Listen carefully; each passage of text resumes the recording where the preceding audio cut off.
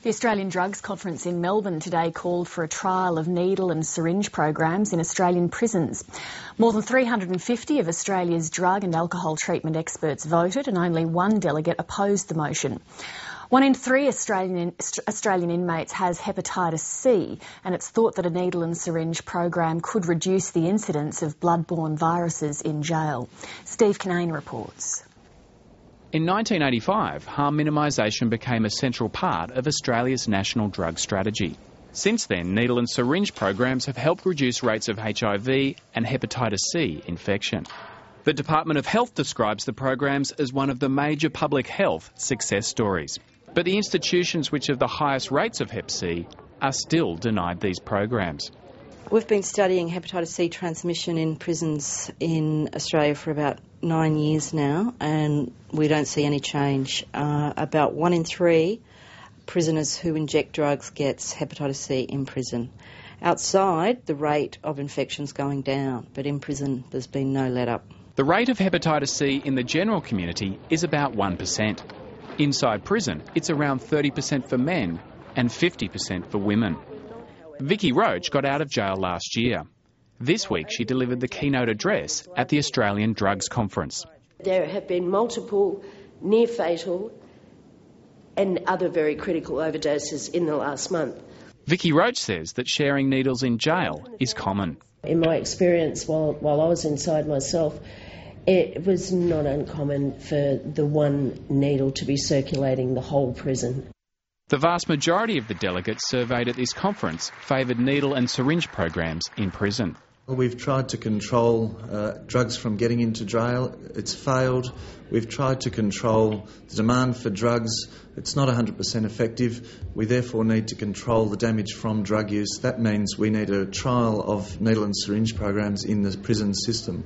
But the Prison Officers Union is opposed to the idea.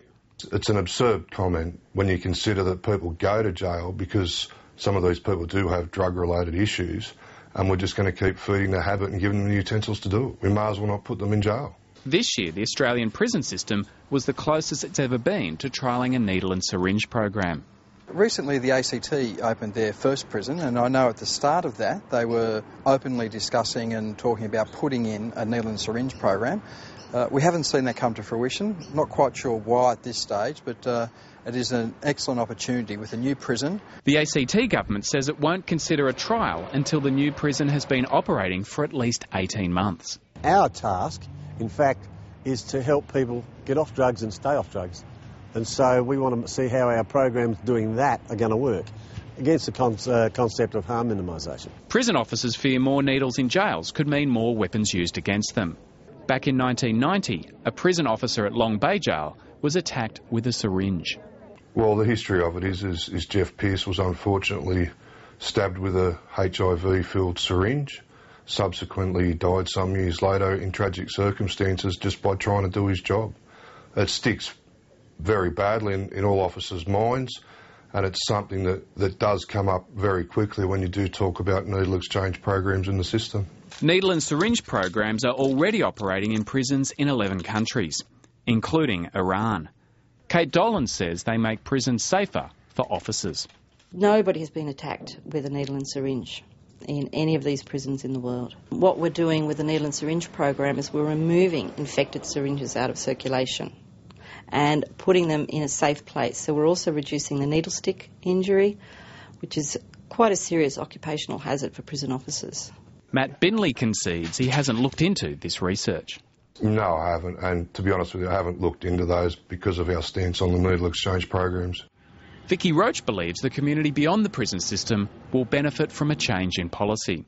It will protect the community from blood-borne diseases becoming rampant as they do in prison, and as prisoners all get out eventually, or most of them get out eventually, those blood-borne diseases come back into the community. Steve Kinane, Late Line.